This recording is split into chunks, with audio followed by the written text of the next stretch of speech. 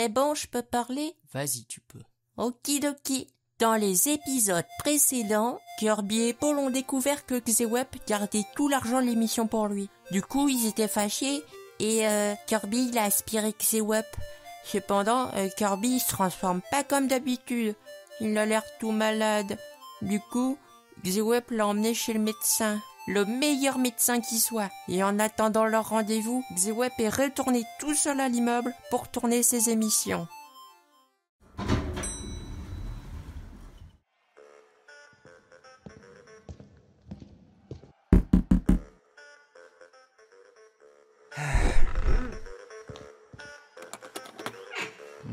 Salut. Dis-moi, mais attends, pourquoi t'habilles en violet? Bah, quand je suis en rouge, c'est seulement mon costume pour Duality. Attends, me dis pas que tu t'habilles tout le temps comme ça, toi. Non, pas du tout. Dis-moi, vu que Paul et Kirby sont pas là et j'ai personne pour régler la caméra et tout le reste, tu veux venir m'aider? Je serai payé? Comme d'habitude, évidemment. Ça marche. Silence, moteur, ça tourne, et action! Tu sais, y a que nous deux, t'avais qu'à dire simplement action. Ok. Bonjour à tous. Aujourd'hui, je vais vous parler du roleplay dans les jeux vidéo multijoueurs. Le roleplay dans les jeux vidéo consiste à incarner un personnage, penser et parler comme si vous étiez dans le jeu.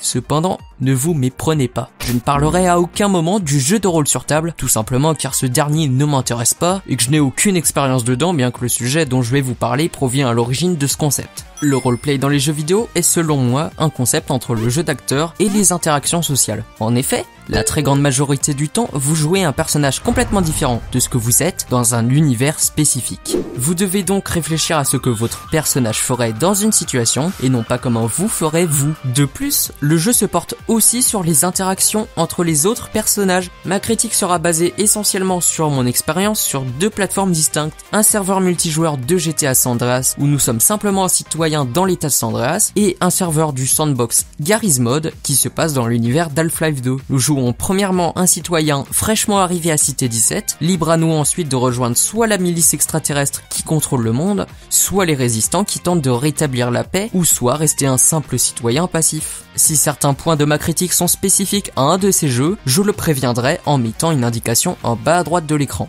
Pourquoi j'aime ? Le roleplay a pris une grande place dans mon enfance, mais je suis sûr que vous aussi. Ne vous est-il jamais arrivé de jouer un personnage lorsque vous étiez petit? Être quelqu'un que vous n'êtes pas et créer une histoire à partir de là? Ça m'est arrivé bien souvent personnellement, du plus loin que je me souvienne, que ce soit à l'école ou soit dans le jardin de mes anciennes maisons. Ça me suit donc encore maintenant à travers les jeux vidéo. Jouer un rôle, improviser, vivre des aventures normalement impossibles, imaginer. Ta vie était si nulle que ça? Non, je pense juste que mon esprit, il est constamment envahi par la créativité, ce qui me pousse souvent à imaginer tout tas de situations. C'est bien ce que je dis. Ouais. Tout ça pour moi est réellement plaisant. L'imagination est la principale force du roleplay, d'autant plus lorsque c'est un univers que nous affectionnons particulièrement. Les possibilités sont infinies. Harry Potter, Jurassic Park, Half-Life, GTA, Star Wars et j'en passe et des meilleurs. Nous imaginons ce qu'il va se passer ensuite, l'action de nos personnages lorsqu'on effectue une action uniquement en commande textuelle, ce qu'il se passe ailleurs sur la carte, etc. Je pense que je suis quelqu'un d'extrêmement imaginatif. C'est une des raisons pour lesquelles je n'ai jamais eu de mal à rentrer dans le roleplay. Tu es très imaginatif, j'en doute. Prouve-le-moi. Quoi, comme ça, là? Mais qu'est-ce que tu veux que je fasse? Et voilà, tu me demandes quoi faire, tu n'as pas beaucoup d'imagination. C'est pas exactement comme ça que je peux te le prouver. Outre l'imagination, d'autres serveurs roleplay préfèrent proposer quelque chose de plutôt réaliste. Entre des animations faites spécialement pour leur serveur, des règles permettant de jouer avec une certaine cohérence et la possibilité de parler avec son microphone, contrairement à des serveurs où vous ne parlez seulement qu'avec un chat textuel. Ces deux possibilités permettent de s'amuser différemment, mais s'égalent toutes les deux d'après moi. En effet, le texte permet de réfléchir plus longuement sur ses actions et paroles, mais le vocal donne quelque chose de plus rapide et donc plus naturel. Je pense que le texte est généralement préférable pour inventer un personnage complètement différent de nous-mêmes. Mais les discussions par microphone peuvent ne pas poser de problème si on a une meilleure capacité d'improvisation, ce qui n'est pas le cas de tout le monde. Comme toi tout à l'heure. En addition, je vis à fond l'expérience et j'essaye donc d'être le plus sérieux possible dans mon jeu, que ce soit sur des serveurs textuels ou des serveurs vocaux. La partie est encore meilleure lorsque des personnes sont tout aussi appliquées. C'est vraiment cool de prendre part dans ce jeu avec d'autres fans. Nous ne pouvons pas parler de l'univers, mais nous vivons dedans, ensemble. Une connexion puissante qui nous lie tous par une seule chose, la passion. Le roleplay est en fait une grande pièce de théâtre entre fans, dont chacun est le héros. C'est alors rempli d'émotions et de sensations.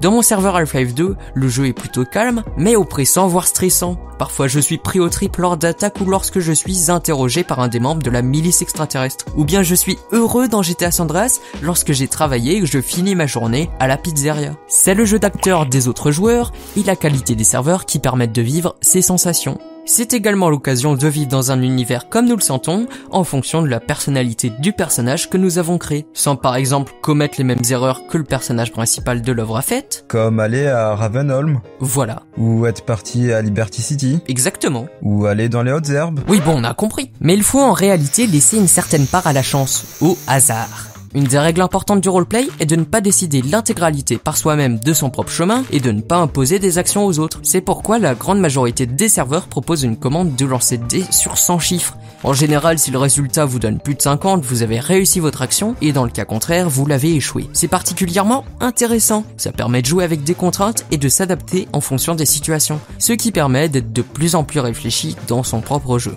Une phrase qui m'avait particulièrement marqué dans le règlement d'un serveur dont je ne sais plus le nom est « Une défaite dans le jeu est une victoire dans la vraie vie ».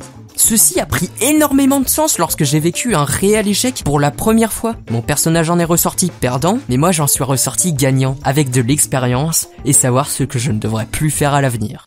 Pourquoi j'aime pas ? Bah franchement, dès qu'on joue, on passe un beau moment, non ? On rigole bien, c'est immersif et ça fait passer le temps.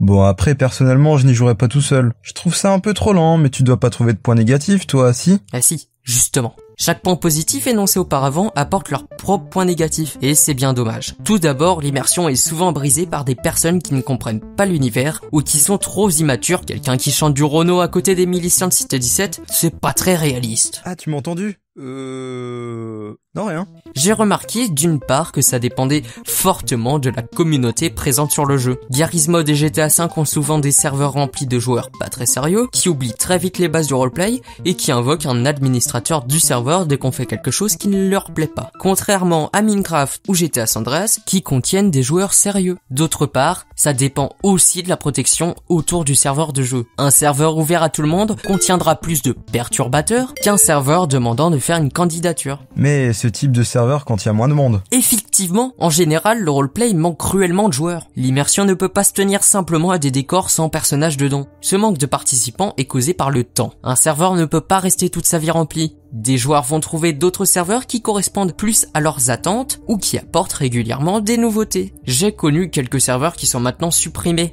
à cause du manque de temps ou d'envie par l'équipe qui la gérait ou par manque de joueurs. Leurs fermetures ont causé la totale séparation d'une communauté. C'est souvent perturbant et l'envie de trouver un serveur ayant le même thème est détruite. Les principaux défauts que je puisse reprocher au roleplay ne proviennent pas en fait du concept mais plutôt de la communauté ou des serveurs. Merci à tous et à toutes d'avoir suivi cette critique. Si ça vous a plu, n'hésitez pas à la partager, c'est la plus grande aide que vous pouvez me faire. Et coupé. Bon bah, c'était cool, hein. Tu sais où virer mon argent ? Attends. Mais sérieusement, t'en as pensé quoi de cet épisode ? Moi j'ai comme l'impression qu'il manquait un truc. Un truc important. Je sais pas. J'en sais rien, je regarde que les Duality. Oh, laisse tomber. J'interviens en tant que moi-même dans cette émission, j'ai en effet deux choses à vous dire. Premièrement, étant un fan de roleplay, j'ai décidé d'ouvrir un serveur Minecraft, un serveur Garry's Mod et un serveur Discord totalement en roleplay. Si vous voulez les rejoindre, venez sur le serveur Discord, l'immeuble de Xewep, il y aura plus d'informations là-bas. Et deuxièmement, ces serveurs sont hébergés par un projet encore en bêta, mais qui est pour moi très prometteur. Il s'agit de pouvoir avoir des serveurs de jeux comme Arma 3, Minecraft, Garry's Mod ou encore des sites web hébergés gratuitement. Ça s'appelle Data Hosting. Il suffira simplement de visionner des publicités pour les financer. Si vous voulez en savoir plus sur le projet, ou devenir bêta-testeur, je vous invite à rejoindre leur serveur Discord où le staff est très actif. Le lien est dans la description. Sur ce, j'espère que cet épisode vous a plu et je vous souhaite une bonne journée.